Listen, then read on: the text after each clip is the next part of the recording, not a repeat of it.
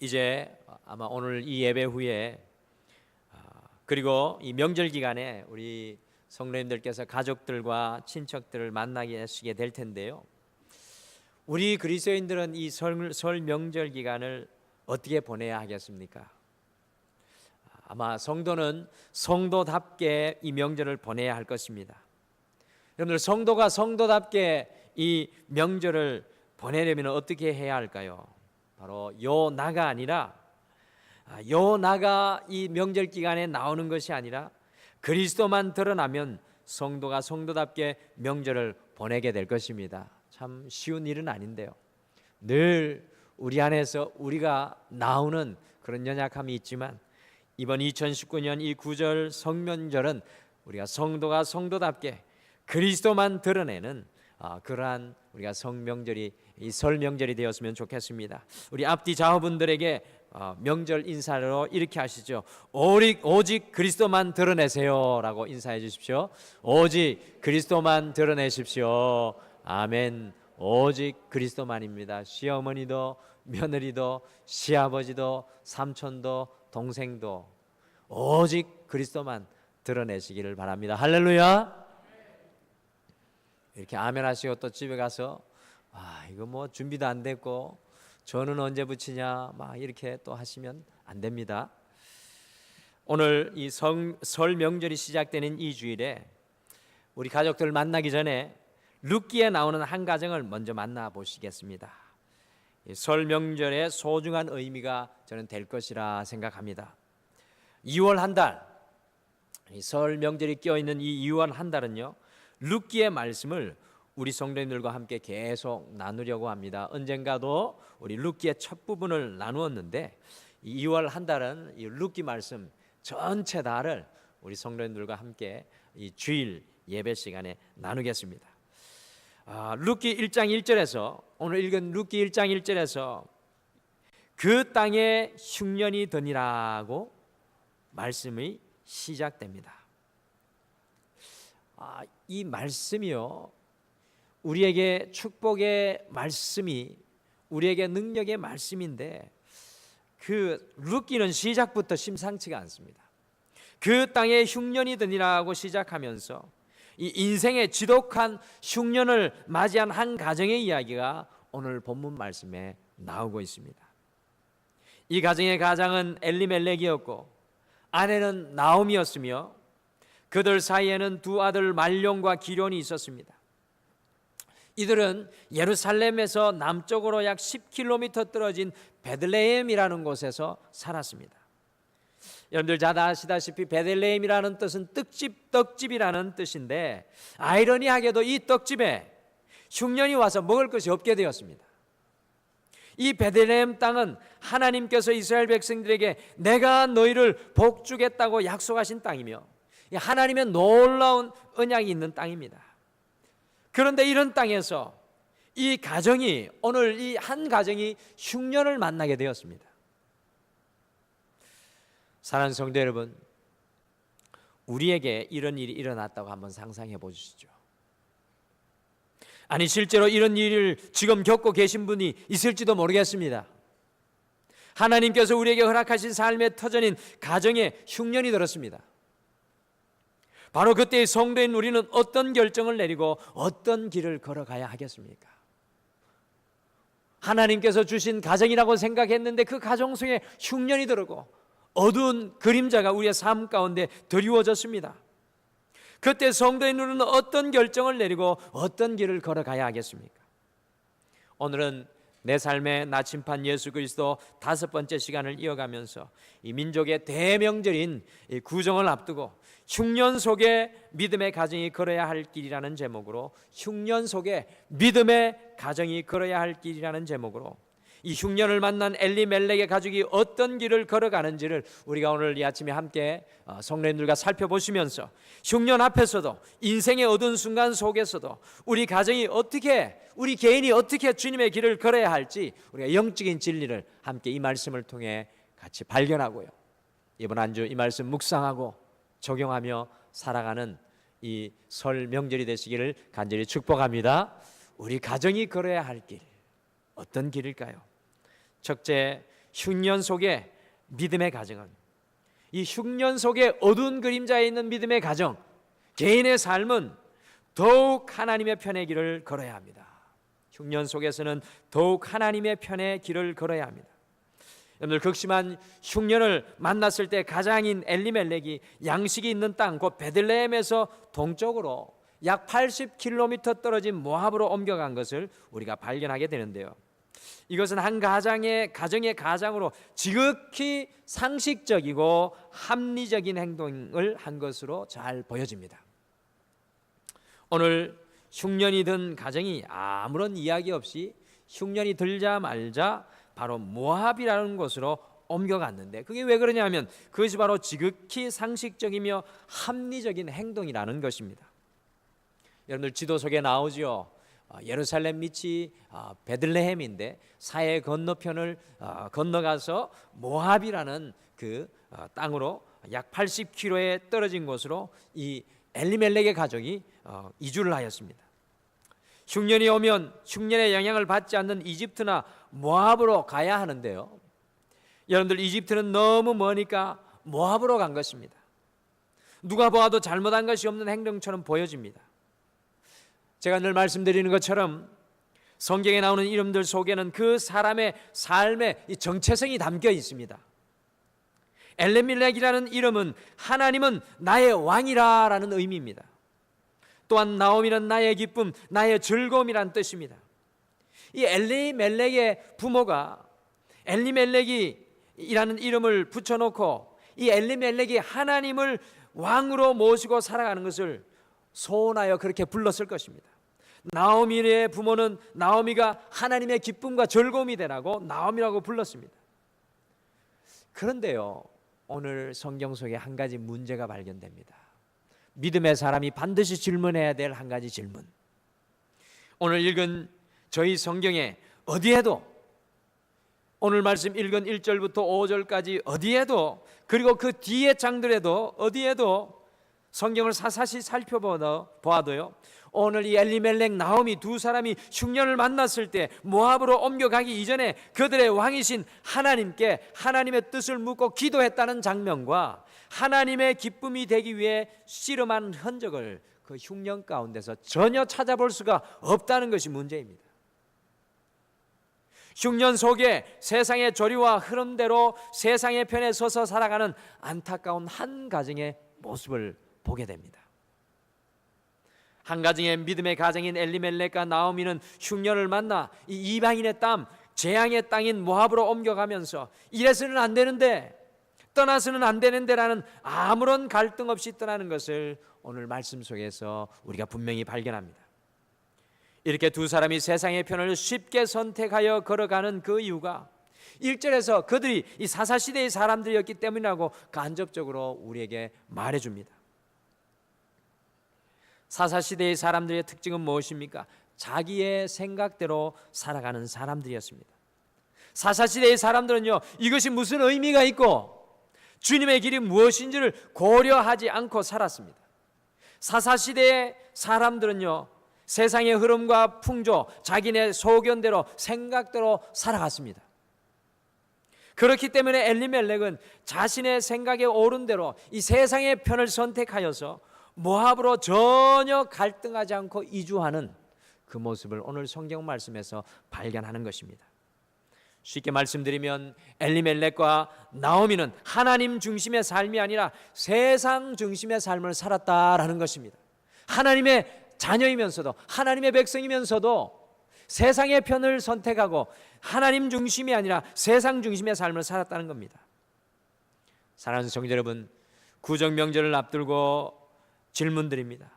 여러분과 저의 삶 속에 과연 하나님은 어느 정도의 영향력이 있으십니까?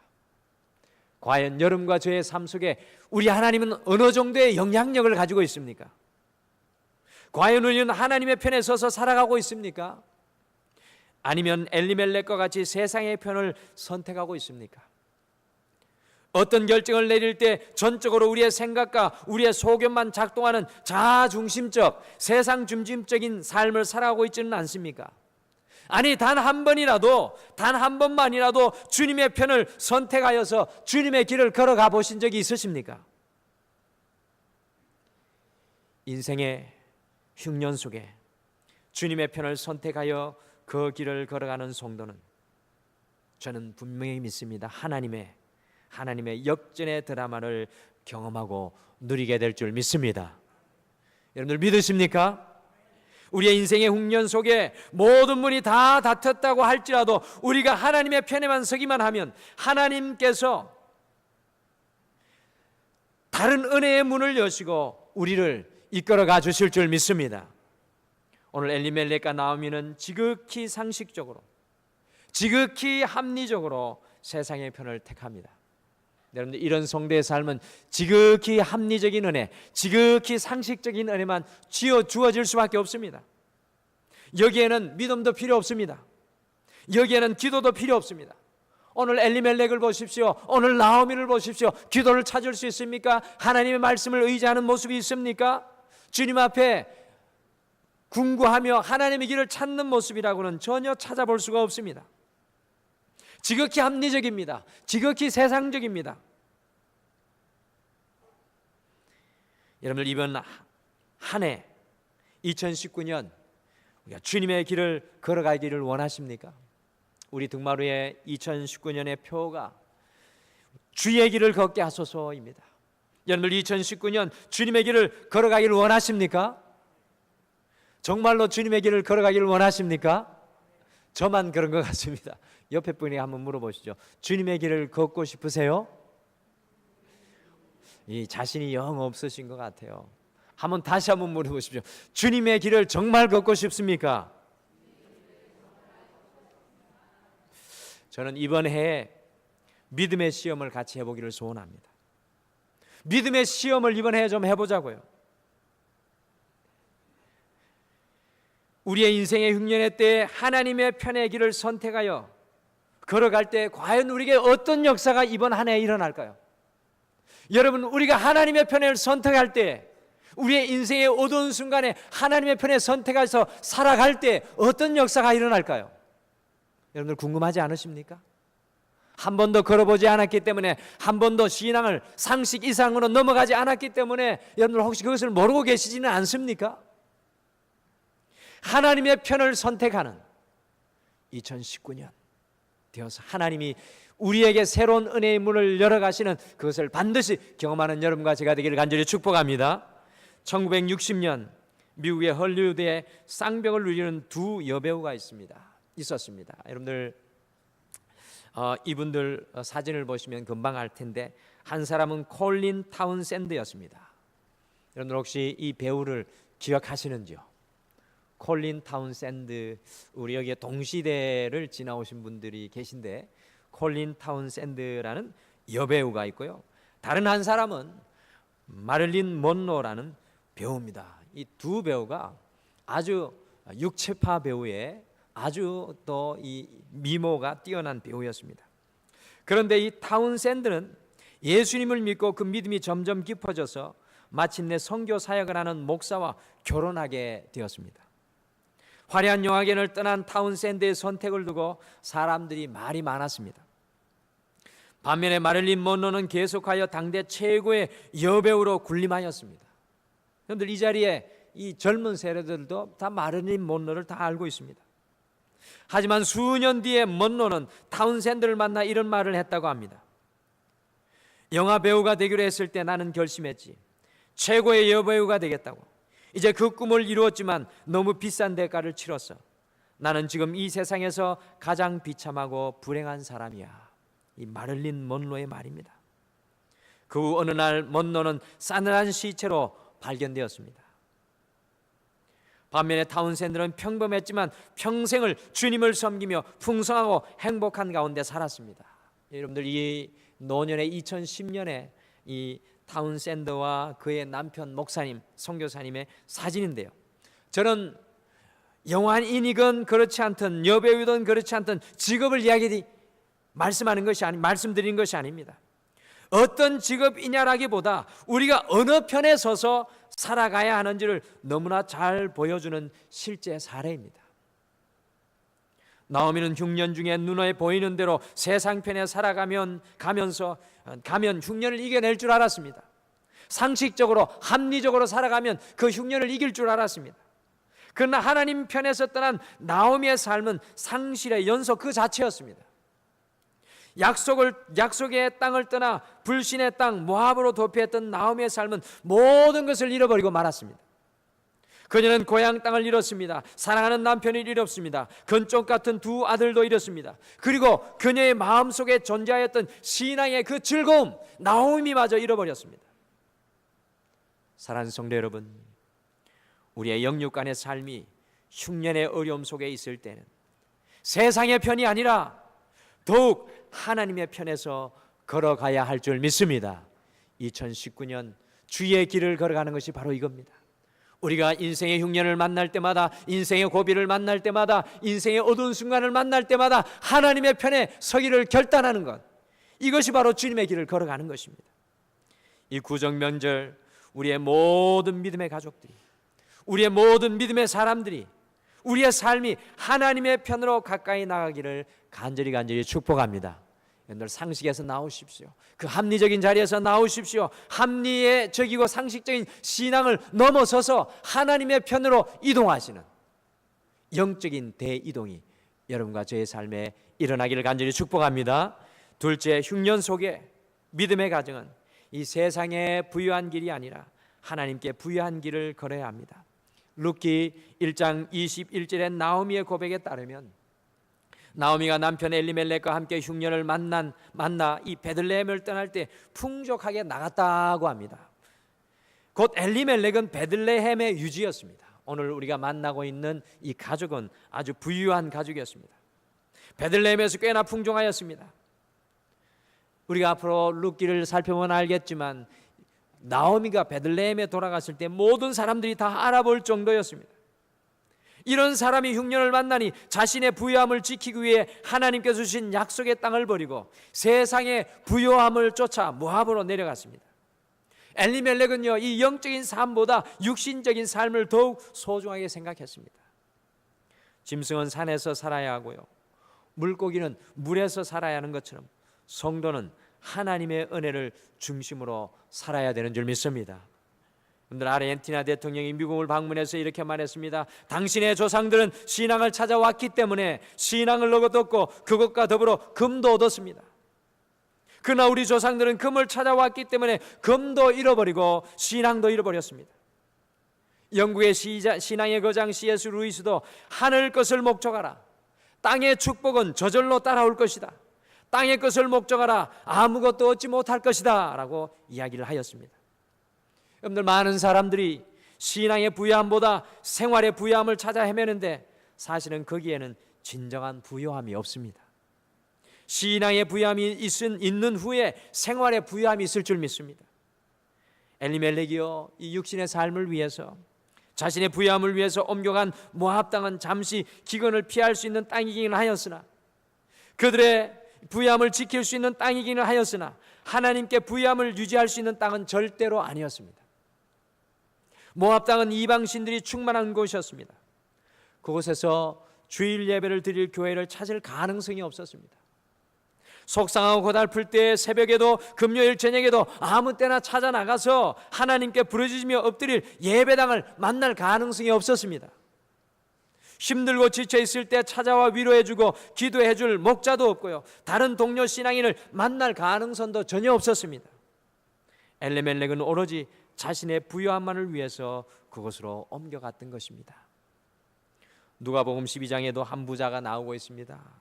백리방만 나가도 다 흉년 들었는데 이 부자에게는 희한하게도 엄청난 풍년이 찾아왔습니다. 그래서 냉장고도 바꾸고 세탁기도 바꾸고 텔레비전도 바꾸고 자동차도 바꿨습니다. 그런데 문제가 생겼습니다. 이 사람이 그 바꾼 물건들을 쌓아 놓아둘 곳이 없었습니다. 수확한 것을 놓아둘 곳이 없었습니다. 고심 끝에 묘수가 떠올랐는데 그것은 이전에 자기가 가지고 있던 창고를 완전히 헐어버리고 더 크게 더 많이 지으면 될 것이라고 생각하였습니다. 그래서 창고를 다 짓고 난 후에 자신의 창고의 재고를 조사하며 만족해하며 나는 이제 앞으로 여러 해 동안 비 한 방울 오지 않더라도 손가락 하나 까딱하지 않아도 걱정이 없다고 중얼거렸습니다. 그리고 내 영혼아 이제 먹고 마시고 어디 한번 인생을 즐겨보자고 외쳤습니다. 이 모습을 보신 하나님께서 어리석은 자여 오늘 이 밤에 내 생명을 도로 찾으리니 너의 쌓아놓은 것이 네 것이 되겠느냐라고 말씀하셨습니다. 그리고 이 부자를 향하여 선언하시기를 자기를 위하여 재물을 쌓아두고 하나님께 대하여 부여하지 못한 자, 자기를 위하여 재물을 쌓아두고 하나님께 대하여 부여하지 못한 자라는 낙인이 찍히고 말았습니다. 그런데 이렇게 말씀하신 것은요, 이 사람이 하나님께 헌금을 하지 않아서 하나님의 창고가 비어서 가난했다는 말이 아닙니다. 하나님을 부여케 하지 않았다는 말이 아닙니다. 우리 하나님은 한 번도 가난한 적이 없으시고요, 가난해 줄 수도 없습니다. 예수님께서 이 부자가 부여치 못한 자라고 말씀하실 때 그것은 무엇에 대한 가난인 것입니까? 재분에 대하여가 아니라 하나님에 대하여 가난하다는 뜻입니다. 왜 하나님에 대하여 가난합니까? 그 마음속에 하나님이 없으니까 가난한 것입니다. 돈이 없으면 재물이 부여하지 못한데 하나님이 없으니 하나님에 대하여 부여하지 못합니다. 말을 할 때, 행동을 할 때, 헌신을 할 때 하나님 중심이 아니라 세상 중심, 자기 중심, 육신 중심, 물질 중심의 그 삶에는 어디에도 하나님을 찾아볼 수가 없습니다. 쉴 새 없이 말을 계속하는데 그의 말 가운데서 하나님의 흔적을 찾아볼 수 없는 사람들이 있습니다. 심지어 성도들 중에서도 그런 분들이 있습니다. 죽으라고 열심히 살아가는데 그의 삶 어디에도 하나님의 흔적을 찾을 수 없는 이들이 있습니다. 결국 자기 인생, 하는 일, 생각, 행동, 처신에서 하나님을 찾아볼 수 없습니다. 여러분들, 하나님이 없는 것입니다. 하나님께 대하여 가난한 것입니다. 엘리멜렉과 나오미는 자신의 부유함을 위해 모압으로 옮겨가지만 하나님께는 가난한 가정이었습니다. 지금 물질이 넘쳐나고 재화가 넘쳐난다고 할지라도 하나님 없는 가정은 여러분들 행복할 수 없습니다. 세상에만 부유한 가정의 끝은 타락과 아픔입니다. 그러나 하나님으로 부유한 가정은 오늘 고난과 인생의 흉년 속에 있다고 할지라도 세상이 알 수 없는 풍성함을 누리며 살아가게 될 줄 믿습니다. 사랑하는 성도 여러분, 구정 명절을 앞두고 과연 우리 가정은 어떠합니까? 우리 가정은 하나님께 부유한 삶을 살아가고 있습니까? 여러분, 하나님께 부유하십니까? 우리의 말과 행동과 삶 속에 하나님의 흔적이 드러나고 있습니까? 우리가 이 땅에서 열심히 살아가고 있는데 도대체 하나님의 흔적이 드러나지 않는다면 그것은 하나님께 대하여 가난한 것입니다. 과연 우리는 하나님께 대하여 부유한 삶입니까? 가난한 삶입니까? 우리 이 구정 명절을 앞두고 세상에만 부유한 가정이 아니라 우리 하나님께 부유한 삶으로 세워지는 우리의 가정의 삶과 우리의 개인의 삶이 되시기를 간절히 축복합니다. 하나님 앞에 가난한 분이 하나도 없기를 바랍니다. 옆에 분에게 축복해 주시죠. 하나님께 부자가 되십시오. 하나님께 부자가 되십시오. 여러분들, 하나님께 부자가 되리라니까 또 물질을 생각하시는 분이 있는데 그게 아니라 정말 하나님이 내 안에 살아 역사하시는 하나님의 부자가 되십시오. 할렐루야. 셋째, 흉년 속에 믿음의 가정은 머무는 삶이 아니라 돌아가는 길을 걸어야 합니다. 흉년 속에서는 머물러 있어야 되는 것이 아니라 돌아가는 삶을 살아야 합니다. 처음에 엘리멜렉 가정이 모압 땅에 갔던 이유는요, 흉년을 피하기 위해 잠깐 옮겨간 것이지 그곳에 정착하러 간 것이 아니었습니다. 룻기 1장 2절을 보시면 유다 베들레헴의 한 사람이 그의 아내와 두 아들을 데리고 모압 지방에 가서 거류하였는데 라는 말씀이 나옵니다. 영어 성경을 보시면 거류하였는데 라는 뜻이 무엇인지 더 잘 알 것입니다. 여기에 거류하다는 동사는요, 이방인 곧 나그네로 살다라는 뜻입니다. 그러니까 잠시 흉년을 피하여 머물려고 하였습니다. 그런데 문제는 이 가족은 점차 모압 땅에 익숙해지고 말았습니다. 신앙이 없는 삶에 익숙해진 것입니다. 약속의 땅으로 바른 믿음의 자리로 돌아갈 기회를 놓치고 말았습니다. 그런데 뜻밖에도 살기 위해 떠난 모압 땅에서 집안의 가장 엘리멜렉이 죽었습니다. 이때 빨리 깨달아야 했습니다. 서둘러 고향 베들레헴으로 돌아갔어야 했습니다. 그러나 나오미는 그것을 분별하지 못하였습니다. 오히려 더 우리를 놀라게 하는 것은 남편 엘리멜렉이 죽은 이후에 나오미는 두 아들을 모압 여인에게 결혼시킵니다. 여러분들, 이민 간 나라에서 가장 빨리 정착하는 방법은 그 나라 사람하고 결혼하면 됩니다. 오늘 모압 여인과 아들들을 결혼시키는 나오미의 모습 속에서 모압 땅에 정착하려는 나오미의 의중이 분명히 엿보입니다. 나오미는 이제 그들의 보호를 받을 수 있고 모압 사람들과 더 가까워졌다고 이 결혼을 통해 생각하였을 것입니다. 그런데 나오미의 기대와는 반대로 두 아들 말론과 기론마저 죽고 마는 안타까운 일이 일어났습니다. 사랑하는 성도 여러분, 우리 가정이 인생의 흉년을 만났을 때에는 그 흉년 속에 머물지 마시고 바로 그 자리에서 기도의 무릎을 꿇고 주님께로 영적인 터닝백을 하시는 여러분과 제가 되기를 간절히 축복합니다. 1980년 3월 프랑스 파리의 브르세 병원에 한 세기를 뒤흔든 저명한 지성인이 폐수종으로 입원을 했습니다. 그는 한 달 동안 병동 생활을 하면서 병원을 떠들썩하게 했습니다. 고함치고 신경질을 부리며 사람들을 괴롭혔습니다. 그러면서도 다가올 죽음에 대한 공포 때문에 자기의 병명이 무엇이조차 묻지도 못했습니다. 그는 바로 현대인들에게 깊은 감동과 영향력을 끼친 유명한 실존주의 철학자 사르트르입니다. 결국 그는 1980년 4월 16일 입원한 지 한 달 만에 세상을 떠났습니다. 그가 죽자 프랑스 신문들은 일제히 떠들기 시작했습니다. 사르트르가 왜 그렇게 죽어야만 했는가? 죽음으로부터 자유를 그토록 소리 높여 외치던 그의 말로가 왜 그렇게 비참했는가? 그 기사들의 결론은 사르트르에게는 돌아갈 고향이 없었기 때문이다라는 것입니다. 그는 임종시에 이렇게 중얼거렸다고 합니다. 아, 나에게 돌아갈 고향이 없구나. 여러분들, 성도는 어떤 존재입니까? 돌아갈 고향이 있는 존재인 줄 믿으시길 바랍니다. 우리의 인생의 고난 중에, 우리의 인생의 흉년 중에, 우리의 인생의 어두운 삶의 자리 속에 돌아갈 고향이 분명히 있는 사람들이 그리스도인 줄 믿으시기를 바랍니다. 여러분들, 실향민은 가슴에 한가 슬픔을 품고 삽니다. 저희 아버지가 이북에서 홀로 넘어오신 분이라 이 땅에 아무런 가족이 없는 분이기 때문에 저는 아버지의 어깨 넘어 실향민의 그 한과 슬픔을 잘 압니다. 명절 때가 되어서 고향으로 향한 민족의 대이동 중에도 그들은 임진각에 모여 북쪽을 바라보며 그저 허전한 마음을 스스로 달랠 뿐입니다. 그런데 이런 육신적인 실향민보다 더 안타깝고 비참한 것은 정신적이고 영적인 실향민입니다.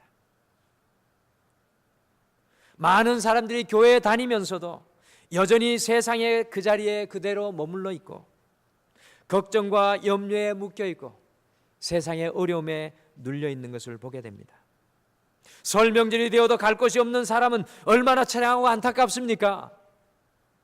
흉년 중에 우리의 문제에 머물지 않기를 바랍니다. 바로 흉년 중에는 우리의 가정이 주님께 돌아갈 때인 줄 믿으시길 바랍니다. 지체하지 마십시오. 이제 주님께 안길 때입니다. 이 구정 명절 우리 모든 가정이 주님께 다시금 돌아가는, 우리의 모든 가정들이 다시 주님 앞에 돌아가는 이 소중한 은혜의 시간 되시기를 간절히 축복합니다. 모여서 가정 예배 드리실 때 온 가족이 다시 결단하십시오. 자녀들을 다시 한 번 더 권면하십시오.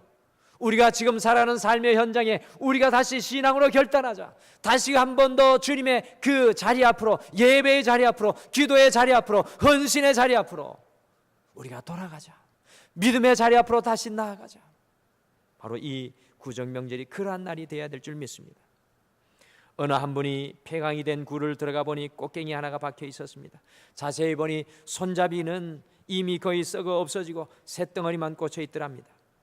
폐광이 된 굴 속에 불을 켜고 자세히 보니까 무엇인가 노란 것이 반짝였습니다.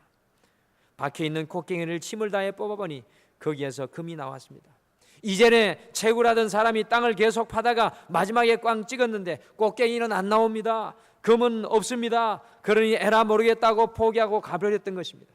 그 사람이 그 고비를 조금만 넘기고 인도하고 그 꽃갱이를 뽑아내었다면, 노다지를 캐내었을 텐데 그냥 거기에서 포기하고 말았습니다. 우리의 인생살이도 흉년과 같은 고비가 있습니다. 사업도 그렇고 자녀 관계도 그렇고 부모 관계에서도 고비가 그렇습니다. 고비가 있습니다. 정말 조금만 참으면, 한 번 더 참으면, 한 발자국 더 뒤로 물러서면 되는데 그 고비를 못 넘겨서 후회하고 불행해하는 사람들이 한둘이 아닙니다. 하나님께서 우리에게 흉년의 고비를 주신 것은, 여러분들 꼭 기억하십시오. 우리가 더욱 하나님 편에 서서 살아가도록 하시기 위함입니다. 다른 이유는 생각지 마십시오. 고통과 아픔과 괴로움 속에 있는 분들 계십니까? 흉년의 시간에 있는 분들 계십니까? 그 시간에 여러분들이 처하게 된 것은 하나님께서 우리에게 도전합니다. 더욱 하나님의 편에 서서 살아가라는 것입니다. 우리가 흉년의 시간에 있을 때 세상에 부여한 삶의 길이 아니라 우리가 하나님께 부여한 삶의 길을 걷도록 주님께서 우리를 초청하시는 것입니다. 인생의 흉년 가운데서 우리는 그 문제 가운데 좌절하고 절망하는 것이 아니라 하나님께 돌아가는 길을 걸어가야 할 시간입니다. 이 구정 명절 우리 가정이 주님 앞에 어떻게 걸어야 할지 하나님의 지혜를 온 가족이 함께 구하면서 서로를 위해 기도하고 주님 앞에 다시 결단하는 귀한 은혜로운 명절 되시기를 간절히 축복합니다. 우리 다 같이 기도하겠습니다. 주님, 우리가 주님께서 허락하여 주신 믿음의 가정으로 모이기 이전에 이 예배를 드리며